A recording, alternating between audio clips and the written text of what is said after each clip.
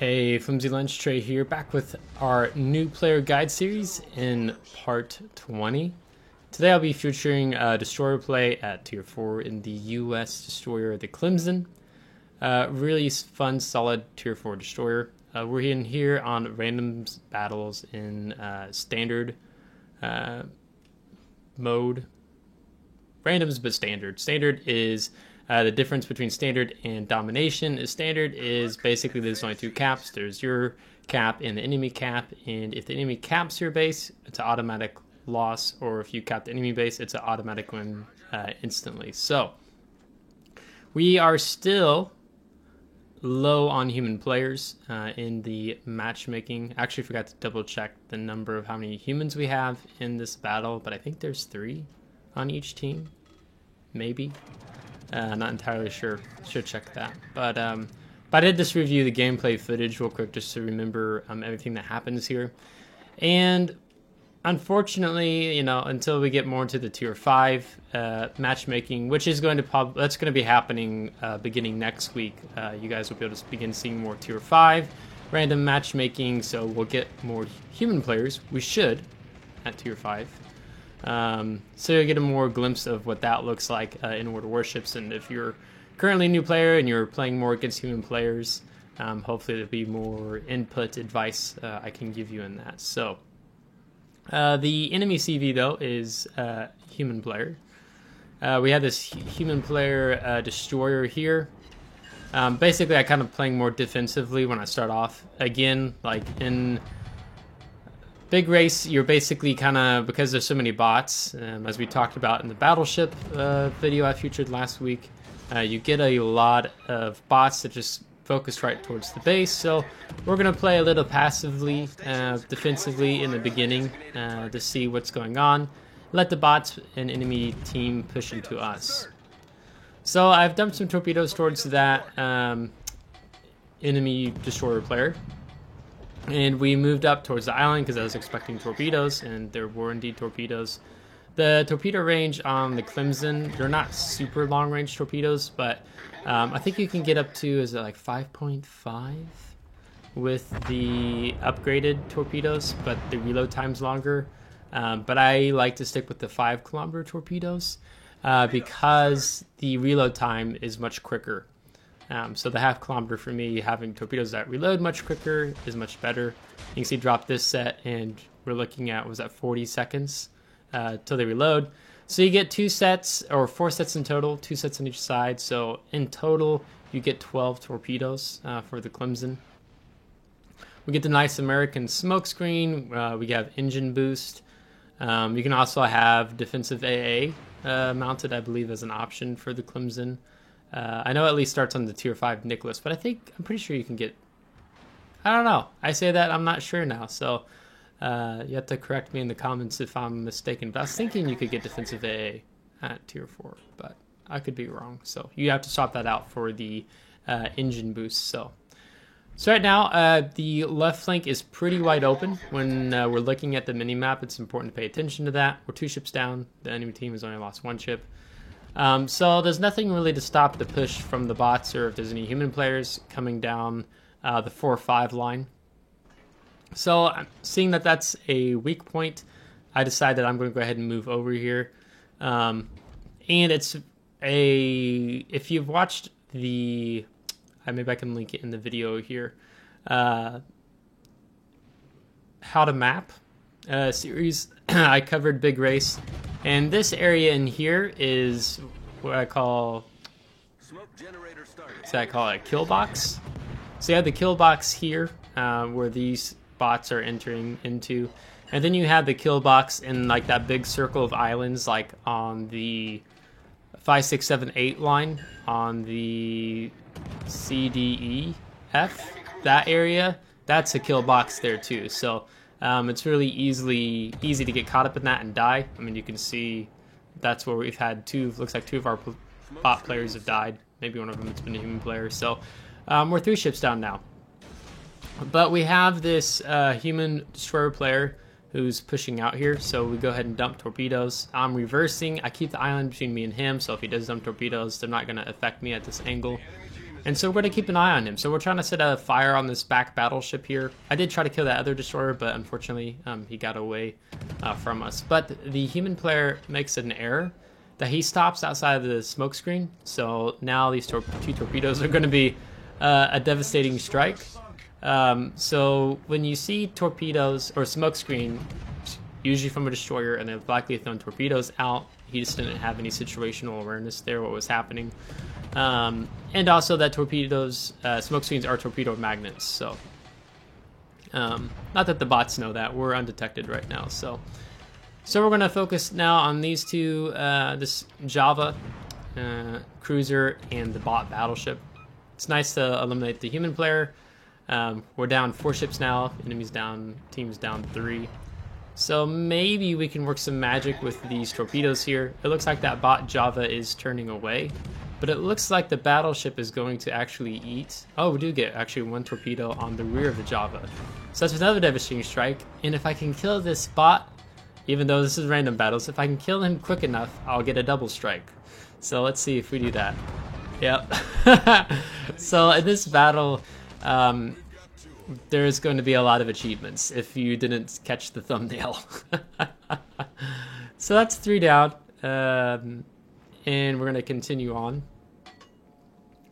So we have this, there's a destroyer bot pushing into the base, so I want to make sure that he doesn't stall out our points. As when he steps onto the base, or if you step on the enemy base in standard battle, and even in domination, you cease any points being gained from that cap. So, but that bot is turning away. But we have a human player here that's pushing in, and he's fighting with our other human player here. So I get to use the island here to push in and torpedo rush him and dump a bunch of torpedoes into his side.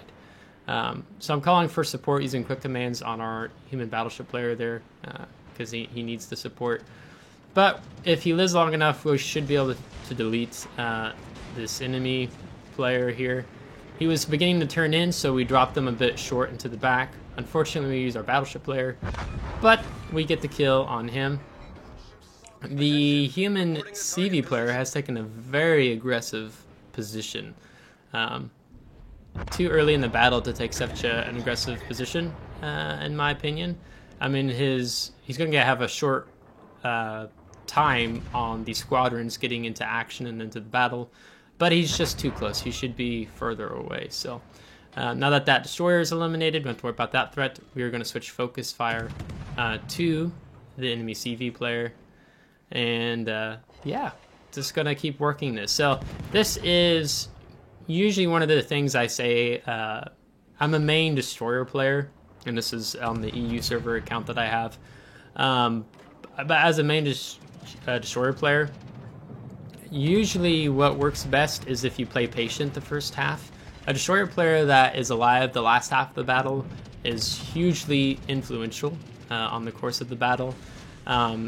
So we've just been playing this defense style, been playing patiently, letting the bots, letting the human players make the mistakes of pushing too close in. And so you can see that I've been getting a lot of work out of torpedoes just from having that short reload time. So that CV player is going to dodge those torpedoes because he accelerated. He's getting an island between me and him, so kudos to him. But now we're going to focus this bot cruiser over here while we're simultaneously checking to see how the enemy human player, the CV player, is dropping torpedoes on us. I do switch to AP because he is showing us a bit of side. He's probably a little too angled for the AP to be doing any major damage, but so we switch back to the HE here.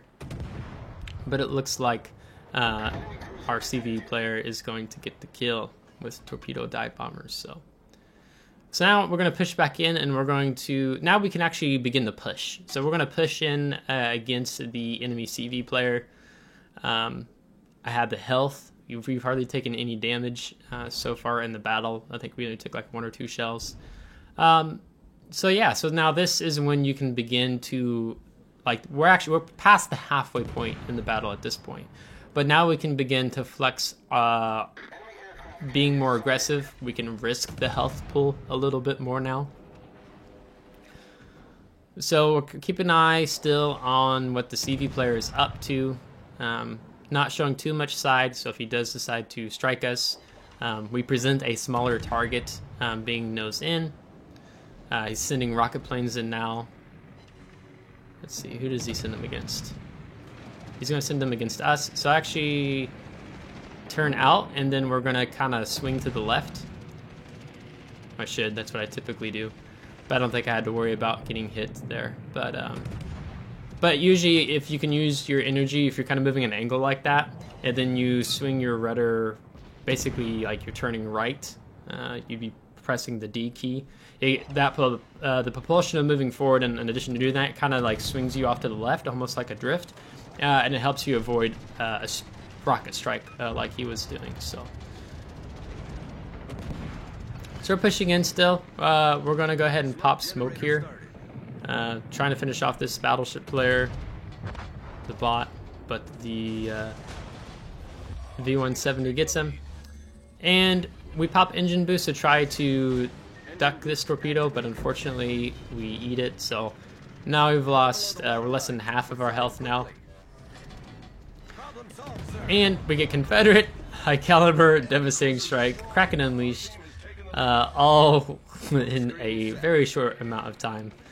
So honestly, I mean, it's fun playing at this low tier, but again, wanting to see more human players. So I don't know if it's because newer player, you have protected matchmaking when you're low tier, where the tier is never going to be one tier apart in the matchmaking.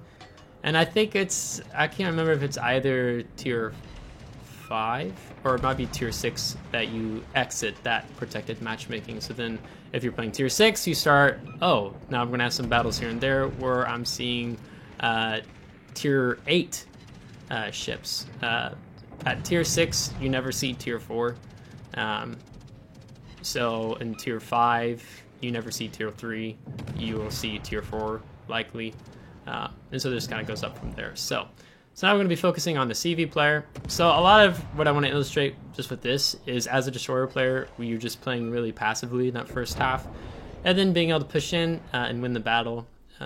So really felt like seal clubbing or just taking candy from the baby. It just felt really natural in this battle, and it's kind of fun to drop down to the low tiers. So it's Confederate, 3 devastating strikes, double strike, Kraken Unleashed, high caliber, 94,000 damage, really good for tier 4. 5 destroyed, 10 torpedo hits, 6 floodings, and of course it was easy to get this because there's a lot of bots. So not saying there was a lot of skill per se in this, but it's just exercising what we've learned. Topping the team with over 1,300 base experience, and our CV player did really good. He himself did quite well in the battle, even with 900 base XP tier 4. It's really good. And then moving on to the detailed report, we see the damage layout there. So you can see where 3 of the devastating strikes came from with getting really good damage there. And potential damage, can't quite make it out on my screen. It's a little bit blurred on the numbers, so I don't want to say that wrong. And without premium account, over 124,000 credits. So if you have, like I have 2 servers on my NA account, I run premium. You get the Christmas sale in the Armory, or it maybe even be on the World of Warships premium shop, or the shop. They should be selling like a year premium half off. So a 1 year premium normally is like $100, but half off it's like 49 something. So it's a good time. I'm going to be restocking up on that premium. Just it helps the game. $50 for the whole year if you're playing the game enough. If you aren't playing it every now and then, I would say no. If you're playing it like 4 to 5 days a week, then I think it becomes a little bit more valuable. So yeah. So if you liked today's battle, give it a thumbs up. If you did not, give it a thumbs down. Subscribe if you want to see more. If you're subscribed, thanks so much. We will be getting more into tier 5 battles. I do have the tier 5 Nicholas destroyer now. So you're going to be seeing more of that, and hopefully we'll be a little more influential and having more human players in the battle. So just want to show you this one to you today. So until next time, take care.